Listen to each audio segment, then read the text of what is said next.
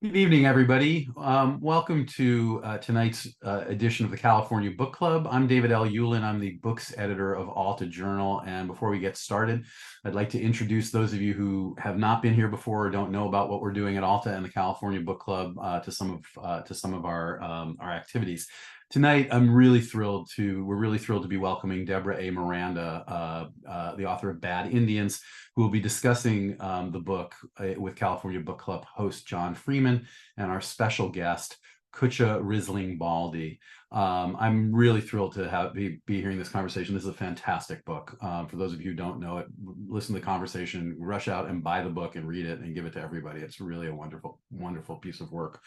I want to talk a little bit about California Book Club and our partners. I will start with the partners. We could not do this without the assistance of a number of entities, including Book Passage, Book Soup, Books Inc., Bookshop West Portal, Diesel, a bookstore, Green Apple Books, the Huntington USC Institute on California and the West, the Los Angeles Public Library, the San Francisco Public Library, Vroman's Bookstore, Narrative Magazine, and Ziziva. This is a real example of the literary community coming together and working together to produce these events, and it's wonderful to have such devoted partners. The California Book Club is a monthly event. We produce continuous content leading up to each club meeting, and everything is free and available online. Don't miss essays from various contributors reflecting on the book. There's an excerpt of Bad Indians. There's an essay by Deborah on why she writes and more. All of this is included in our weekly California Book Club newsletter, which is also free. So please sign up. And also, just for your edification, every California Book Club episode we've ever done, that's 3+ years at this point, is available and can be viewed on our website. So if you're interested in digging in, please check out the archive. How can you help support the work we do, bringing these in-depth articles, essays, and interviews with authors like Deborah to you? Well, there are a few ways. One, you can simply join Alta as a digital member for $3 a month. It will give you access. Or you can become an official member of Alta Journal for just $50. You can get a year of the journal, the print journal. You can get a California Book Club hat and Alta's gift guide to the best bookstores in the West, which is a book that we have produced. It's holiday time coming up, so check that out at altaonline.com/join. I'm going to get out of the way now. It's a thrill to welcome Deborah, a huge talent, and I'm looking forward to the conversation. So at this point, let me turn this over to my colleague, John Freeman, and we will get underway. John? Thank you, David. Hello, everybody. It's nice to be back here. I am so thrilled to be talking tonight to the poet, essayist, academic, and memoirist, Deborah A. Miranda. I think in the course of doing this book club together over the last 3 years, we've all come to some conclusions about what California is good at. And I think one of the things it has been good at in the last 20 years is using the first person story, the memoir, to retell important tales of California life. I think 3 of the best memoirs of the last 20 years in the United States include Maggie Nelson's Argonauts, Reina Grande's The Distance Between Us, and I would very firmly say the book we're here to talk to Deborah about tonight, Bad Indians. It is a deeply LA story. Deborah was born at UCLA. Her mother did some of the archival research which led to this book at UCLA, and she wrote and almost completed this book, we'll talk to her about this later, at UCLA on a fellowship. Deborah is a member of the Ohlone Costanoan Esselen nation. She was born in 1960-something, moved to Washington State when she was 3, and was raised apart from her mother. And this book tells the story that I think lots of us will relate to, in the sense that if you grew up in California, you probably were part of a continuation of the genocide of indigenous people, in the sense that you probably participated in what was called the Mission Project. The idea was to make paper mache models of one of the 21 missions which existed in California between 1760 and 1833. And those missions were also deeply involved in the genocide of our indigenous California Indians. Deborah grew up living in the wake of that genocide. She grew up in the wake of many of the forms of inherited trauma that passed down from that.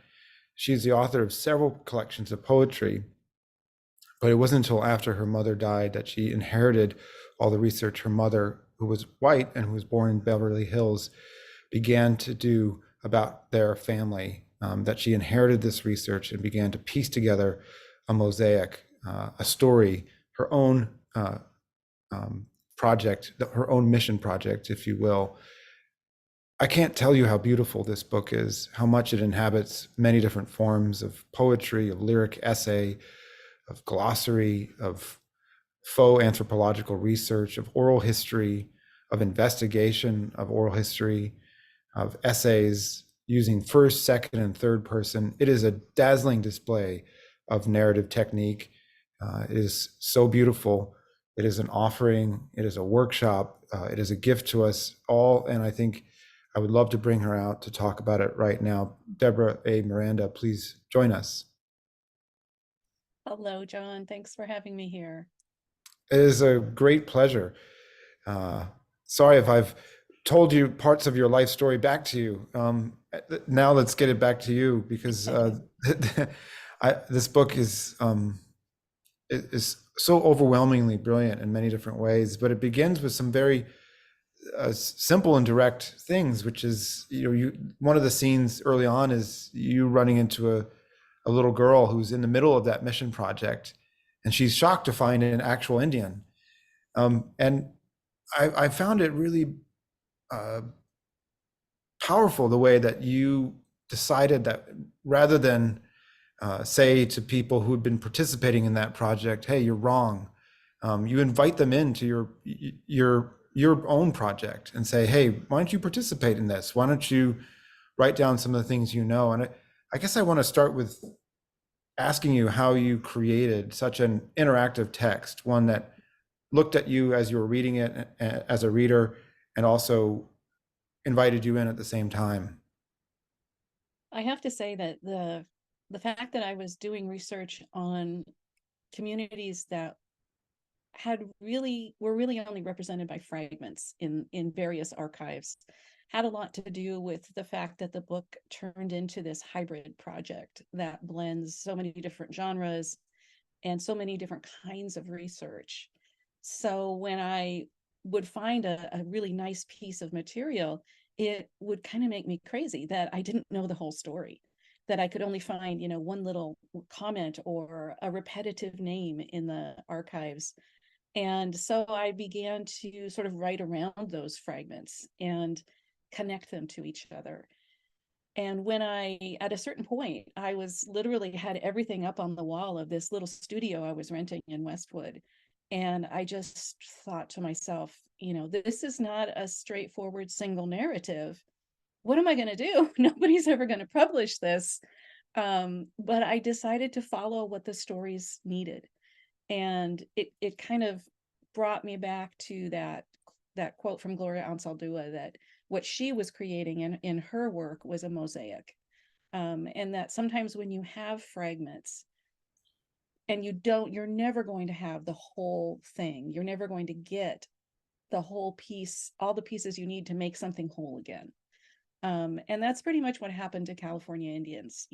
There's not a whole culture waiting to be returned to us or waiting for us to find in the archives. When you lose 90% of your population in 100 years, that's like losing, a million libraries full of information. So I realized that what I needed to do was use the fragments I had, tell the stories they could tell, and let the gaps speak as well. Let the absences speak, and not try to sort of create a whole culture that I couldn't even begin to imagine. So when something started coming as a poem, I let it be a poem. When I found an incredible graphic, I decided, let me try to correct this, like correcting my daughter's coloring book about the missions. And I really had to listen to what the fragments had to say. I love that early on there's a found poem Mm. that is in the book. There's also erasures. Can you talk about using the language of the padres, if you will, of the Franciscan Catholic priests who were part of the mission, some of their records to kind of crack open the archive a little bit to imagine, because I want to stress you're not creative non-fictionally telling stories throughout that overwhelm the research. You stay pretty close to the research, but you do have these moments where you use the language of the colonialists, if you will, to create light. And I thought that was just brilliant. I wanted to ask you about that.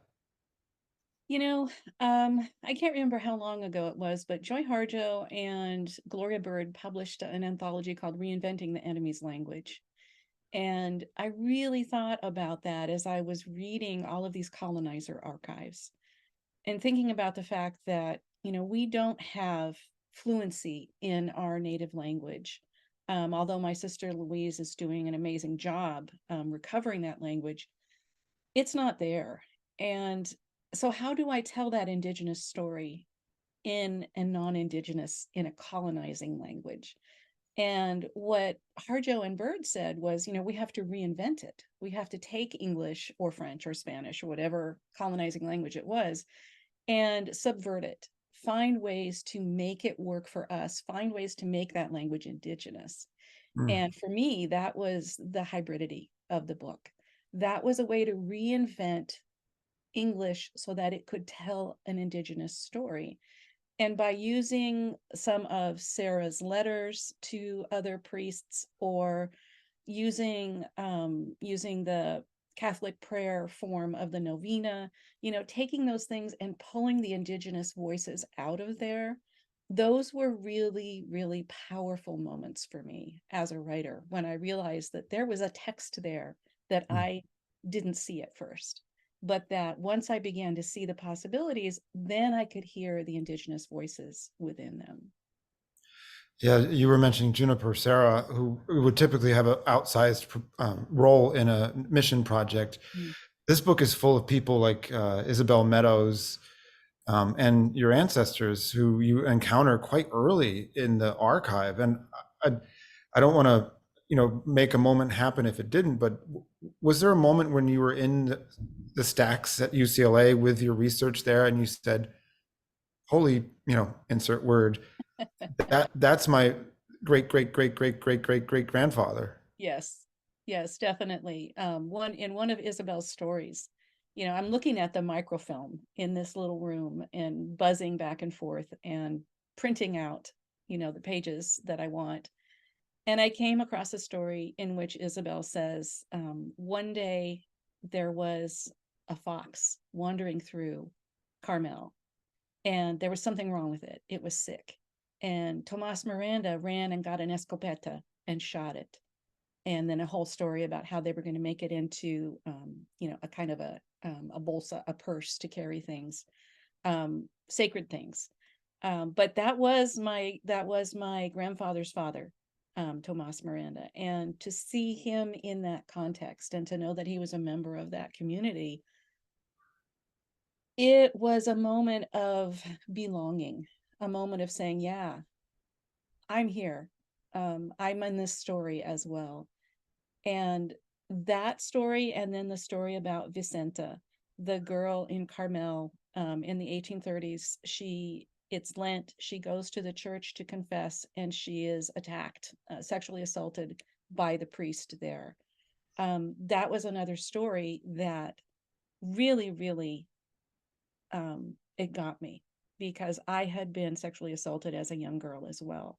And it made me think about murdered and missing Indigenous women, and how, there's a huge percentage of us. The technical percentage is, 1/3, but in reality, it's more like 100%, who have to deal with that in our lives. And I just thought, wow, some things don't change. Being an Indigenous woman in a colonizing culture is a very dangerous place to be. So moments like that, when I found relatives or when I found people whose lives resonated with my own, um, gave me a lot of impetus to continue the project, even when it was really, really painful.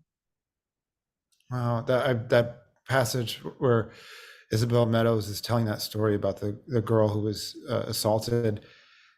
You have the actual picture of the note, which Mhm. I believe is in Harrington's hand, the man that Right, to whom she told it almost 100 years later.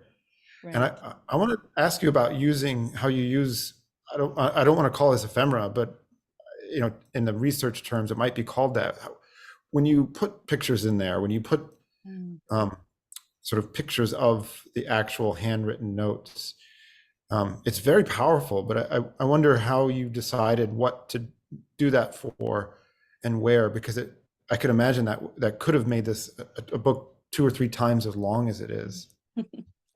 Yes, at a certain point, I had a whole file called Spawn of Bad Indians, and those stories became actual scholarly articles because I just had so much to say about them. But I included the Harrington notes, um, A, because I don't think of them as Harrington notes. I think of them as Isabel's stories. And B, because I wanted people to see what I had seen. I wanted to have that impact of, wow, he's writing down what she's saying, and what she's saying is blowing me away. The way that she says it, when I read that, I thought it was as if it happened yesterday. And Mm, there's something about the way, I too, when I read it, I didn't think it was like Harrington was transcribing Meadows, who yeah. had the exact words of this girl in her Mhm. head Yeah. for as long as, and what is it, do you think, about the way that she tells it that makes it so immediate? Isabel, I think, felt this story very deeply. Um, when I thought about it, I realized she must have gotten this story from her mother, because this happened before Isabel was born, long before. And so we have this story of this young girl passed from Isabel's mother, Loretta, to Isabel, to Harrington, to me, and then through this book out to a whole new generation of Indigenous women, who needed to hear that we can tell, that we do not have to remain silent with our pain or with our trauma, and that we have the power to speak out against this kind of oppression. So it was probably one of the most difficult stories to write. And so I wanted to include that handwritten note that says the words, "He grabbed the girl and screwed her," because Isabel did not sugarcoat this. And I think what I say in the book is, I think she decided, everybody's telling me that we're the last ones, that we're going to die out and there won't be any Indians left. And I think she actually believed that because things were so bad in the Monterey Carmel area at that time for Indians. And I think she just thought, I've got one shot at telling people what really happened. I'm not gonna I'm not gonna blow it. And I think she did kind of see Harrington coming and say, "Ah, here's the man who's going to write down these stories that I have in my head." Because she never married, she did not have her own children. She did help raise several nieces and nephews, but there was no one in the community who was willing to take on kind of her role as the storyteller, as the person who preserved all of this information. And so here she was in her 80s, wondering, what am I going to do with this really important material? And here comes somebody who writes down everything you say.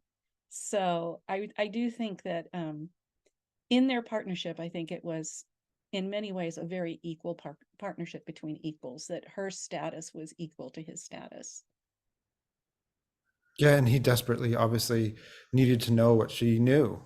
Mm-hmm.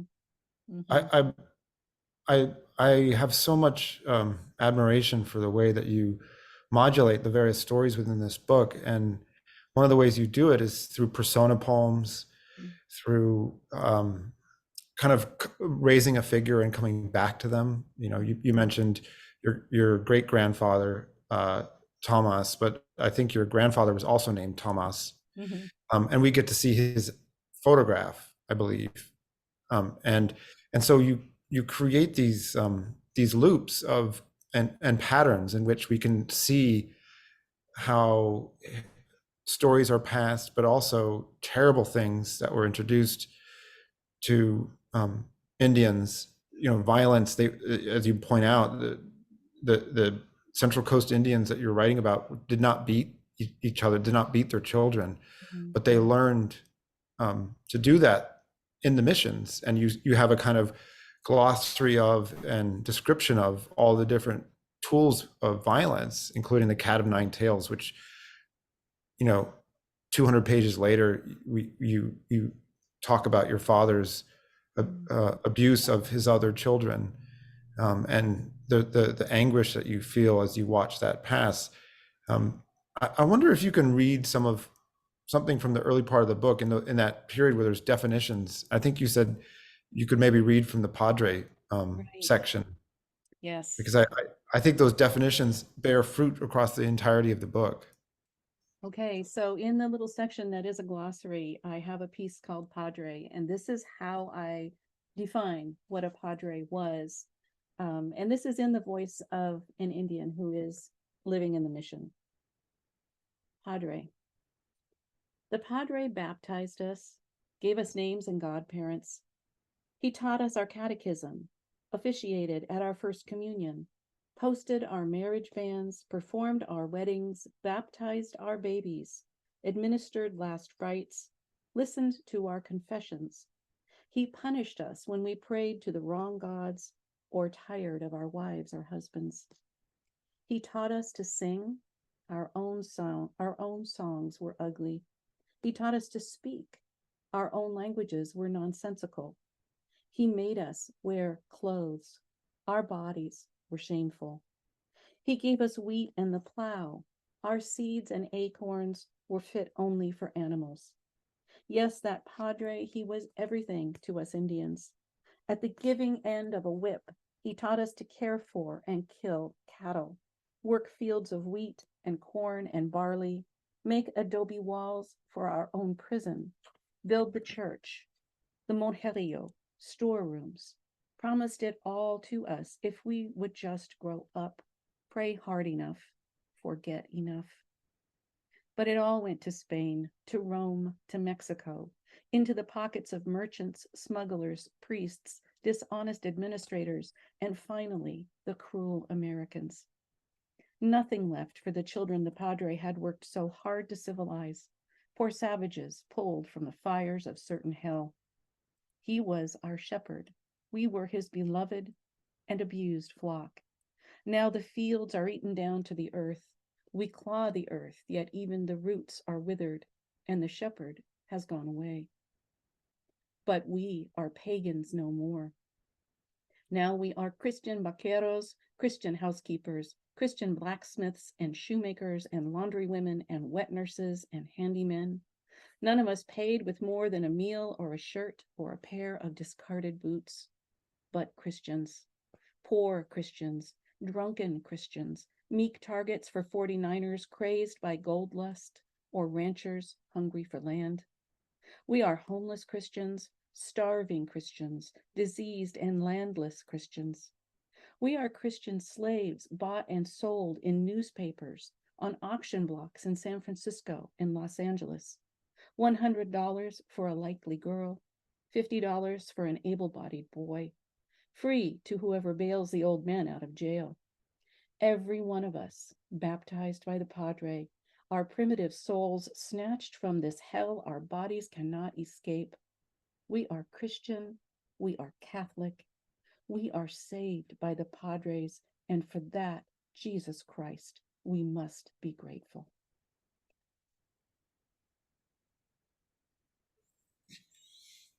I mean, every section of the book is in many ways that powerful.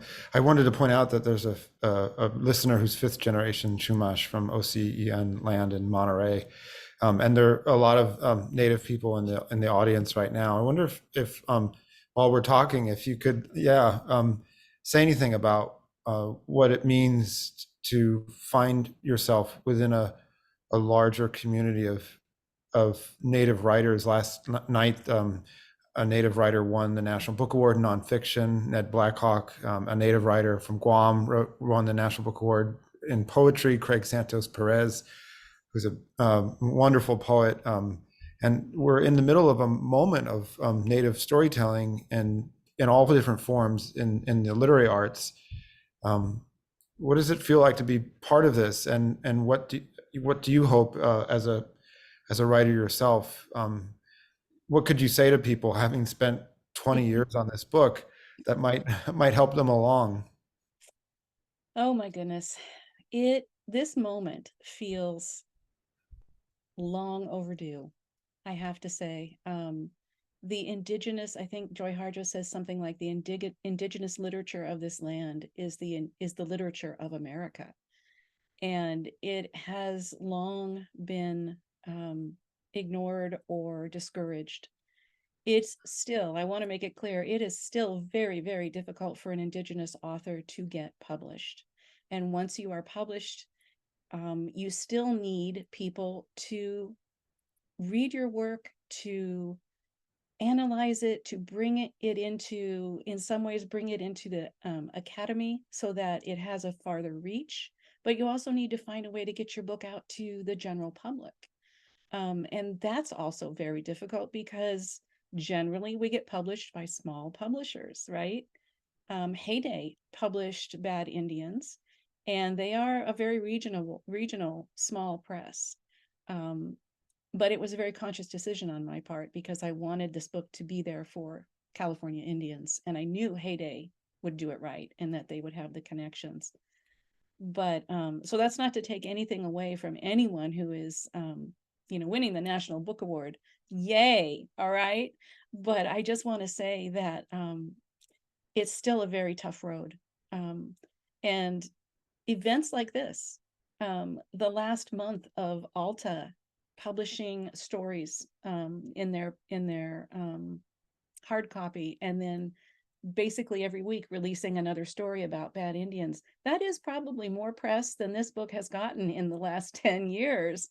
And it was very gratifying to see the ancestors honored that way. So in terms of encouraging other Indigenous writers, I was telling some students this morning, this is our time. This is a moment when we can have our voices communicated with the rest of the world, and let's not compromise on any of it. Let's tell it like Isabel did. Let's tell everything, the good, the bad, the ugly, but let's remember that we are working on an Indigenous culture and that we're not looking for revenge. We're looking for a future, an Indigenous future.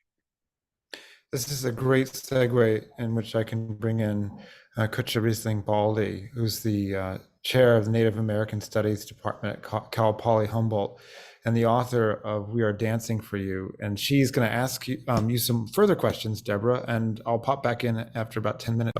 Okay. Hey, Cutcha. Hi, thank you, everyone. I'm really happy to be here and joining you today from Gootdini, or among the redwoods in very far northern California. I think just really honored to be invited to be a part of a conversation with Deborah Miranda. I first read the book Bad Indians in graduate school, and I remember after we read it, we had been reading a lot of like really heavily historical scholarly texts, and we came into class after reading Bad Indians, and two of the students that were in the class just looked at me and they were like, finally, the book we've been looking for as like Native women trying to get our PhDs and do this work of writing and telling stories. And we just felt like this great sense of relief that there was this work there that could model for us, that there was something else that we could do to tell these stories about our peoples and our histories and our ancestors. And I think that something that I've been really thinking about lately, Deborah, is So I'm on sabbatical this year. I'm actually not the chair right now. I'm on sabbatical, and we talk a little bit about, amongst other people that do a lot of this kind of work, that because there's still not very many of us, a lot of us don't get opportunities to take sabbaticals or do like periods of time where we can kind of really rest and walk away from all the stuff that always has to be done, both as Indigenous women, as mothers, as aunties, as community members, as like people who are constantly looking around and seeing how we want to make sure the world is balanced the way it should be. And so we don't get a lot of time to like rest and relax and take care of ourselves and each other.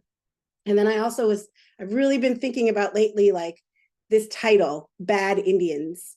And I keep thinking, like, when they were talking about what's a bad Indian, when we talk about like what it means to be a bad Indian, I really think about like the people that we work with, the people we know, and how I would call them like bad Indians. I would be like, you are a bad Indian because you're constantly coming in and being like, no to the settler state. And you're like saying like, no, I'm not going to do it this way. And I didn't know if maybe you wanted to explain a little bit about the title.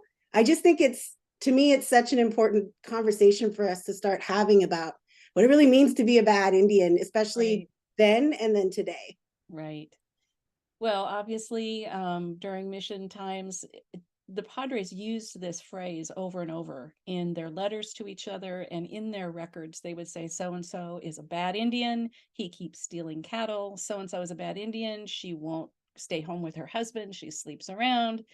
Bad Indians were people who refused to submit in some important way to the Spanish agenda, and did not want to be, quote unquote, converted or saved. They were perfectly content being who they were.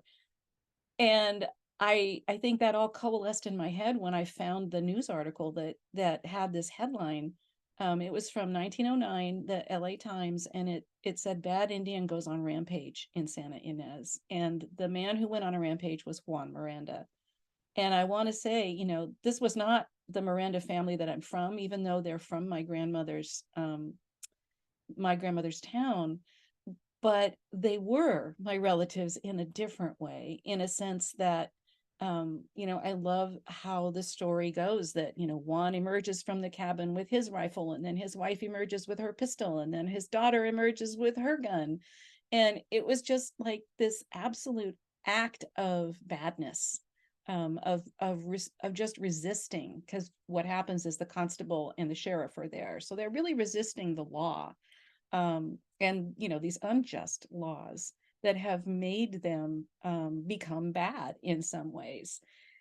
So I thought about the fact that I am here, I am writing this information, I'm doing this research, I'm creating this book because of the Indians who were bad, because of the ones who resisted and refused to submit and lived long enough to have someone I could be descended from, which was not easy when the age expectancy of a child in the missions was 7 years old. So living to adulthood and having a child sometimes was as far as my family tree went for one person, but they had a child, and that child survived and had a child, and so on. So I was telling all of this to my son, Danny, one night, and explaining to him, look, let me tell you about your ancestors. Let me tell you how bad so-and-so was. And after a while, he looked at me and he said, Mom, our ancestors weren't just bad Indians. They were badass. And I thought, that's it. That's what I'm trying to say. They had an incredible instinct for survival, and they had attitude. And that was what saved us. Yeah, and I think what I also love about it too is that sometimes we tell stories through history of like fantastical folks or big people that we would say were like famous or people everybody knew.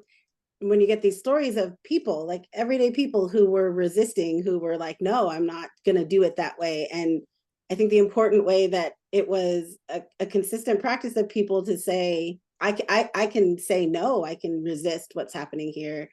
and being just an individual, like they're part of the community, they're part of the family, and they're not necessarily like political leaders or you know, people who are in like the spaces of with other like folks like governors or policymakers. They're everyday folks who are saying, this is how I'm going to push back against this system.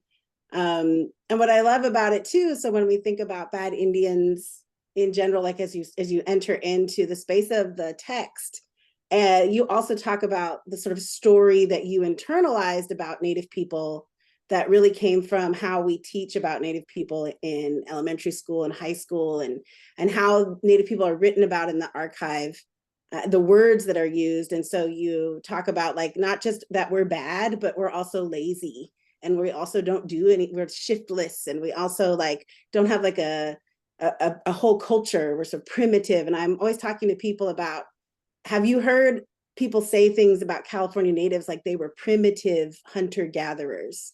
And everybody will say, yeah, that's what I've always learned.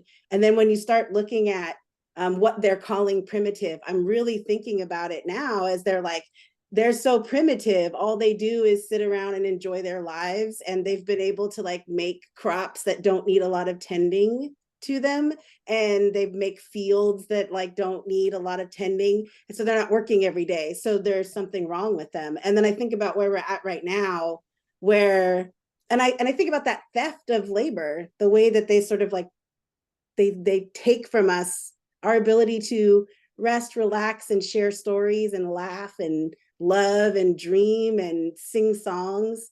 And they also, they didn't count they didn't count all the effort that went into pursuing power or pursuing the sacred or performing ceremony, all the effort that went into, and some of it looked like sitting around, you know. They didn't realize that's what was happening at all. And if they did, you know, when they saw dancing or when they heard singing, they immediately banned it. So if you were going to take the story where you're saying you learned them as shiftless, lazy, you know, primitive, how would you kind of tell people, like, what is the actual story that you would want to tell about California Indians? Like, what is the thing you want people to really step away and be like, oh, it's not lazy, shiftless, primitive hunter-gatherers. It's this. That our lives were very intentional, that our lives were the result of thousands and thousands of years of figuring out how to live in relationship with a lot of other people and with the land that we lived on. And that this was the whole key, that we had expertise. We had ways of knowing that people that, you know, Americans and Europeans are now trying to reclaim, like prescribed burns, right? Like different ways of having a relationship with the land. These are things that are now coming back around as, oh, this is what's going to save the planet. So what I want people to know is we already had that. We already knew that. And you tried to erase it. You tried not only to erase it, but to erase it violently and with no compunction for, you know, were these babies, were these women, were these children, were these men? You didn't care. This knowledge was so dangerous, you thought that you had to exterminate us.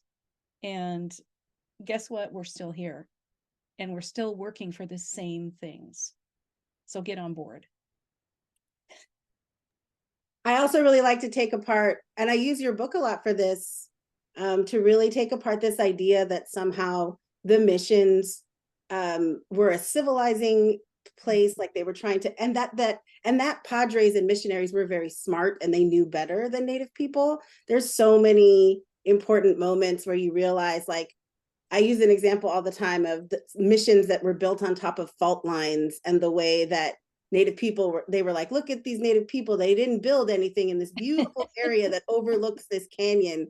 And the Native people were like, yeah, because it's all gonna fall down. Like you guys can build it there, but it's like all gonna fall down. And then to think about actually who built the missions. Yeah, like the floodplains, the way that they're like, oh, nobody built it, and you're like, yeah, because we're working with like the land itself. And I think even taking apart like who actually built the missions, the idea being that it was like the Padres come in and they have all the knowledge and they're the ones that figure it out. And I don't know, I hope if people take a look at the book, they really look at the mission glossary, because it does a couple of really important things, I think. The first is it does this thing that California Indians do that I love, which is it plays with the way that people talk about us, but being the person to finally be able to write like a real mission glossary.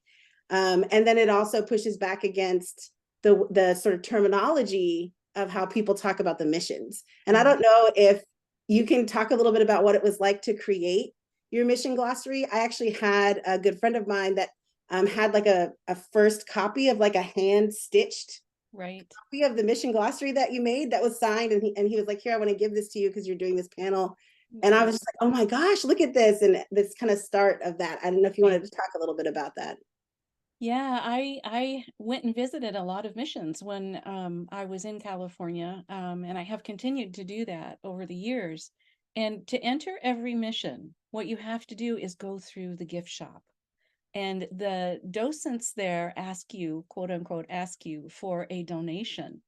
And they will not let you into the mission unless you make that donation. I have to say my sister Louise is champion of saying, no, not paying you, already paid enough.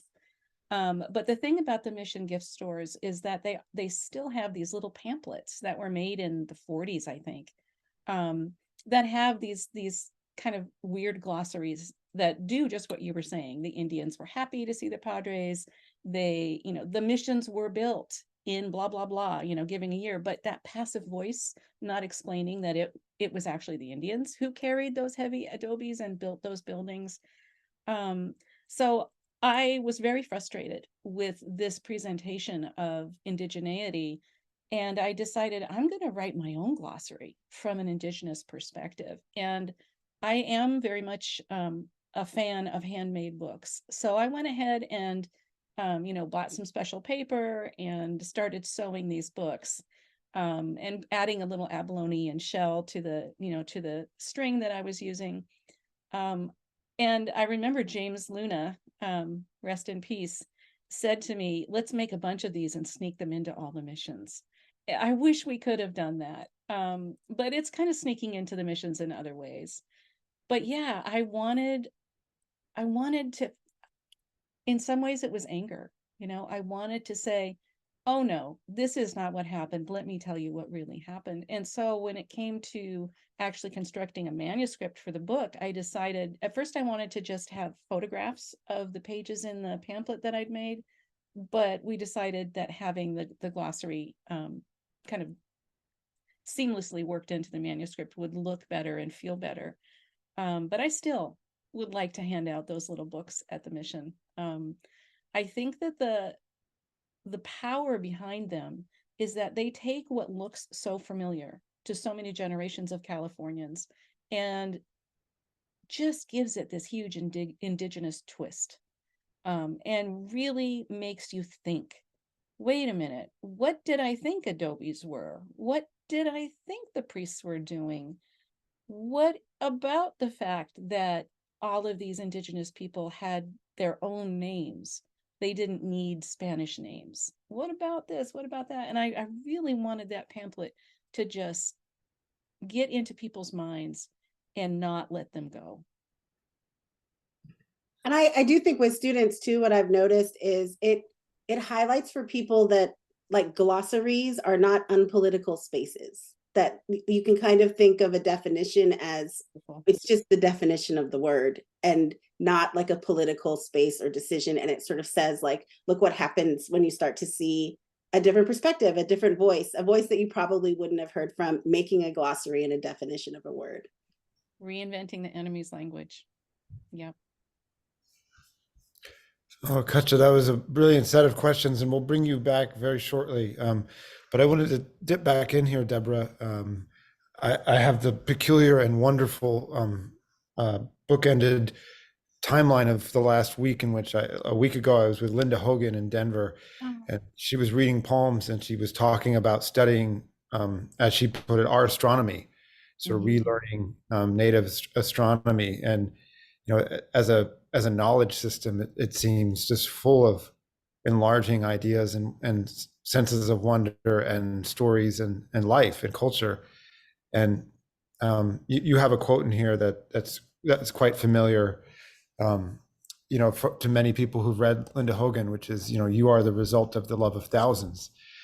And I think one of the things you do in this book is without thinking you can restore everything, you restore love to the story of California Indians, in the sense that, Juan Miranda, the OG bad Indian, as he was probably stealing because he had many children. Mhm.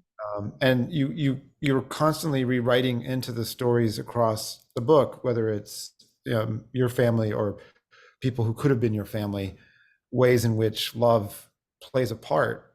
You describe your father, who was a very complicated man, and we'll get to that in a second, but that he loved cooking.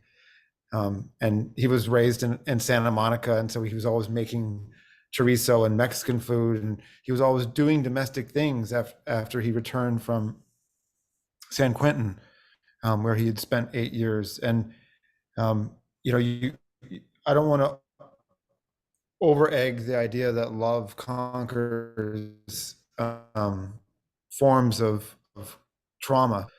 But I wonder if you can talk a little bit about restoring spaces of care, acts of love, unseen and unrecordable acts to the history that you're trying to tell, and how love it could be a kind of knowledge system that you're also trying to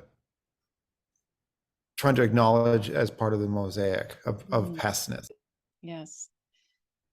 Well, one of the things that happened to us in the missions was this destruction of family and destruction of knowing how to have relationships, because it was difficult to maintain close relationships when girls from 7 to marriageable age or married were locked up at night and separated from their parents. It was difficult for spouses to maintain relationships when they were forced oftentimes into marriage, or forced to have child after child after child, which was not an indigenous practice. A more indigenous practice was to have a child and wait a few years and then have another child.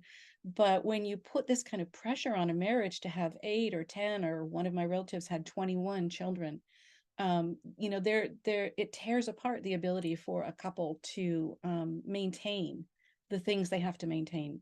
So yeah, I think we were, I think similar to what happened in boarding schools, the ability to form deep, close, resilient relationships, and the ability to have compassion for one another is something that was literally beaten out of us, and also became not a good survival strategy in some ways, because it made you very vulnerable. So I think that one of the things that happened for me in writing this book was a huge learning curve for what compassion really is. The compassion that I learned to have for my ancestor Ventura, who was a cantor in the church, but was blinded and then lost his wife when she left him, and then lost all of his relatives to death, and then became somebody who self-medicated with alcohol and was sometimes violent with other people.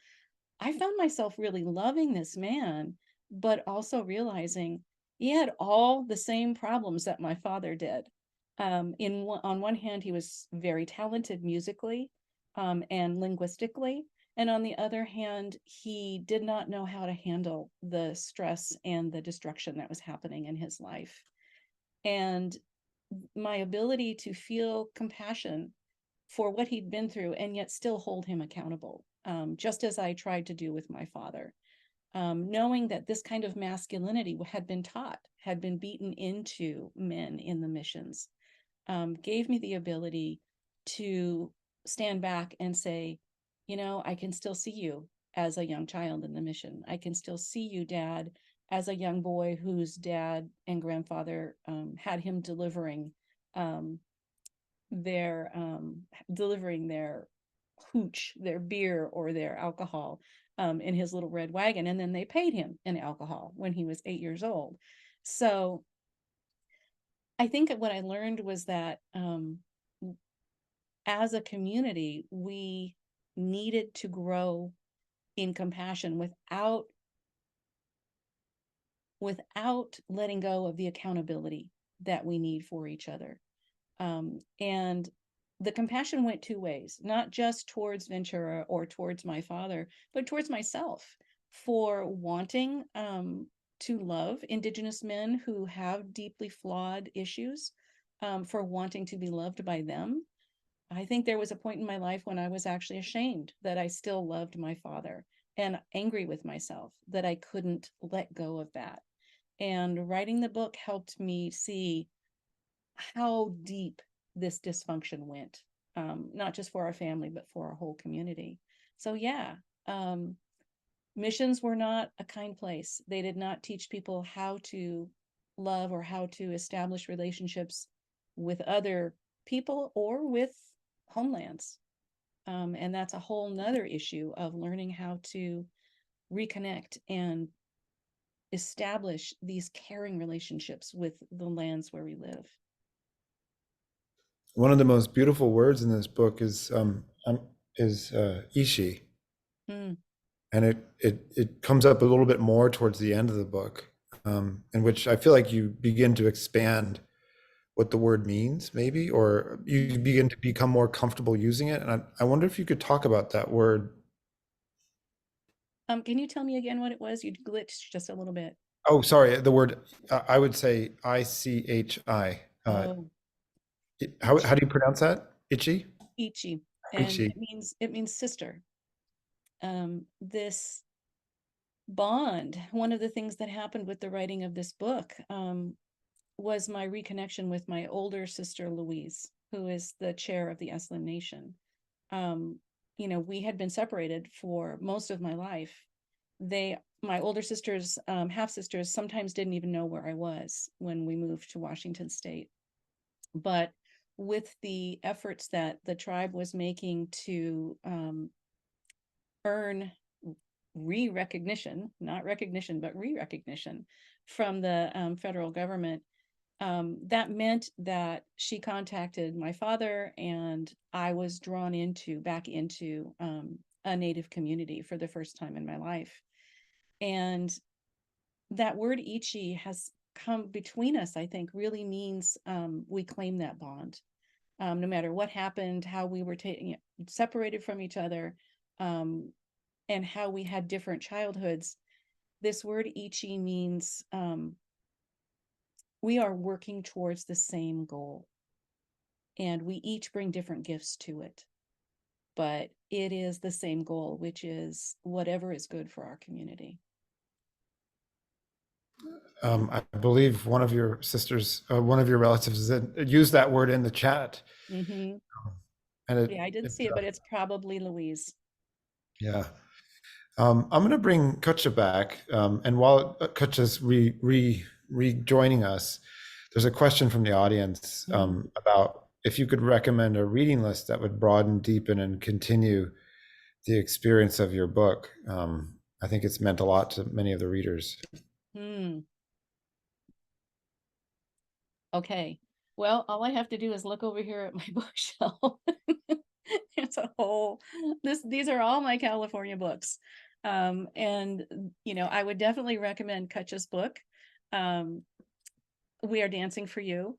I think that is one of my inspirations. And Cutcha has done a beautiful job she and her mother reclaiming this coming of age ceremony for young women in a way that makes their lives matter, makes their well-being as young women matter. And again, when you look at the statistics for missing and murdered Indigenous women, that is not something that we learn in this culture.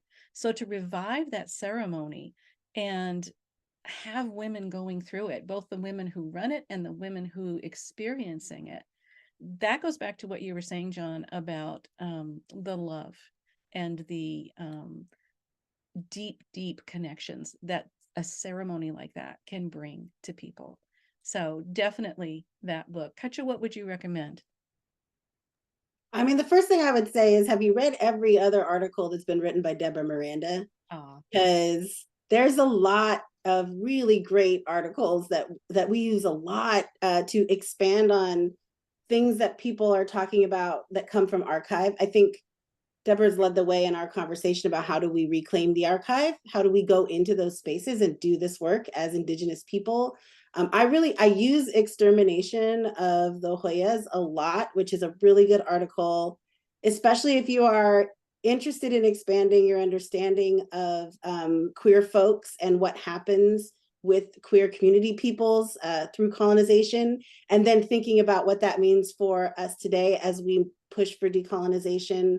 And I love that article too, because it really demonstrates how Indigenous peoples have had to consistently not just resist like through education, and not just resist through sort of the mission system, but the idea that they could criminalize peoples in our communities that were important members of our vision for why we kept this type of forwarding diversity and of experience and peoples and folks and voices.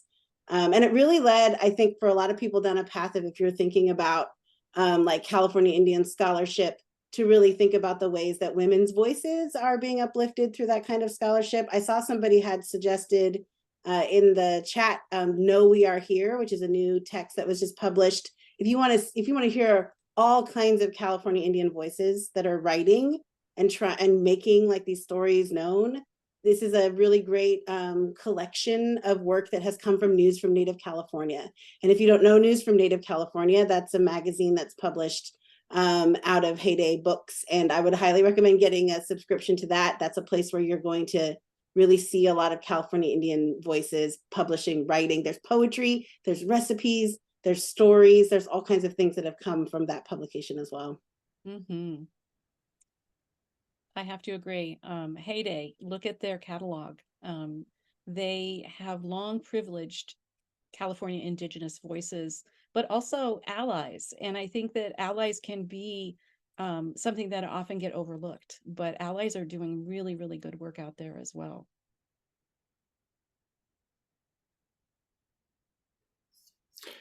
I think we have time for about one more question. I just want to point out to everyone who's been listening, if you want to scroll back up in the chat, you can find a link on bookshop.org to buy Cutcha's book.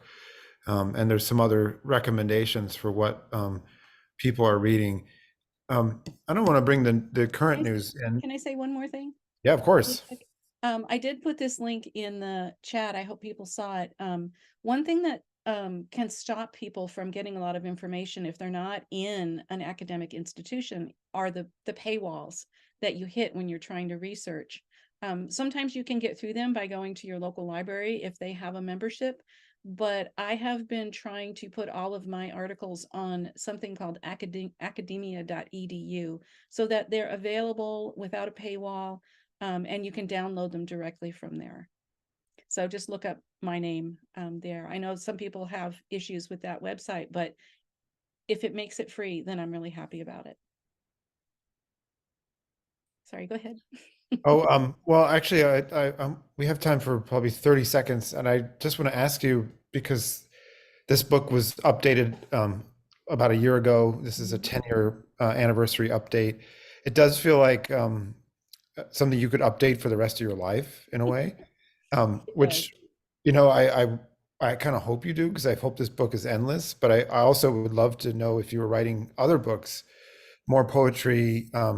What can we expect next from you? Because the range of forms in here says to me that you have much to give still.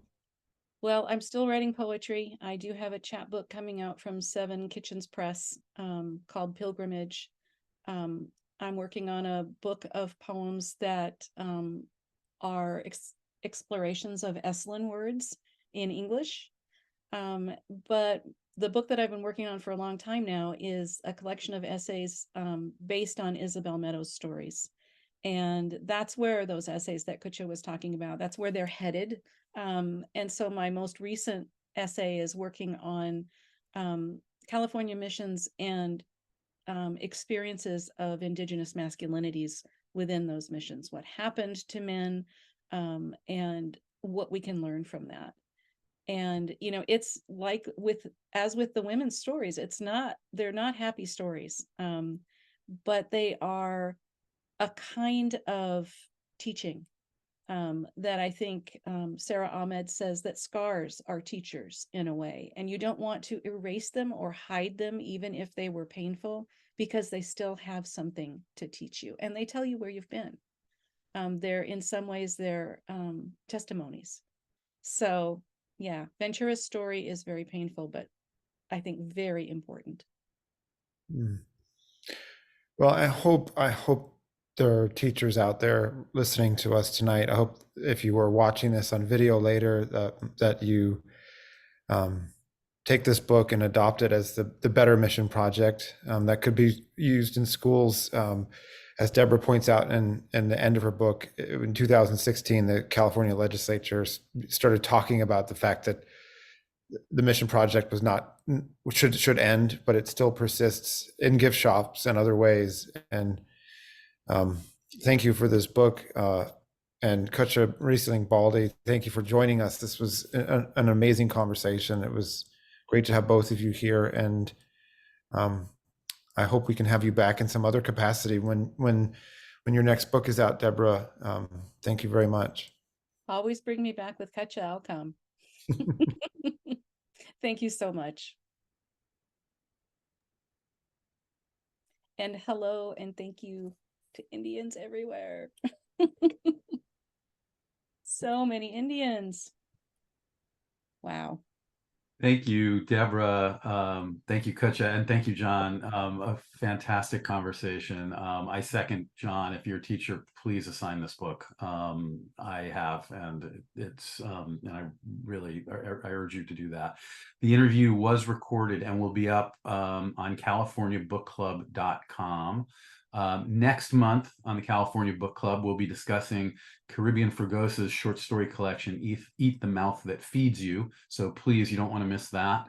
I want to remind you about the Alta membership, altaonline.com/join, or again, the $3 digital membership. Please participate in a 2-minute survey that will pop up as soon as we end the event.